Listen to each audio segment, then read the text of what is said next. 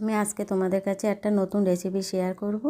সব সময় শীতের সবজি খেতে খেতে মুখটা পচে যাচ্ছে আর খেতে ভালো লাগছে না, তাই ভাবছি টকটক কিছু খেতে পারলে ভালো হতো।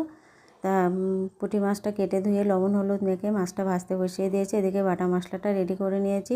কাঁচা টমেটোটা কেটে নিয়েছি। কাঁচা টমেটো আর পুঁটি মাছ দিয়ে চচ্চড়ি হবে। সর্ষে আর লঙ্কা ফোড়ন দিয়েছি, পেঁয়াজ দিয়েছি। তারপরে কাঁচা টমেটোটা তুলে দিয়েছি, দিয়ে পরিমাণ মতো লবণ আর হলুদ দিয়ে দিয়েছি। এবার আমি বাটা মশলাটা দিয়ে ঢাকা দিয়ে কিছু সময় মজিয়ে নেব। তারপরে নাড়িয়ে চাড়িয়ে একটু ভাজা মাছগুলো দিয়ে দেব। ভাজা মাছটা হাফটা দেবো আর হাফটা রেখে দেবো, কিছুটা ভাজা খাবে।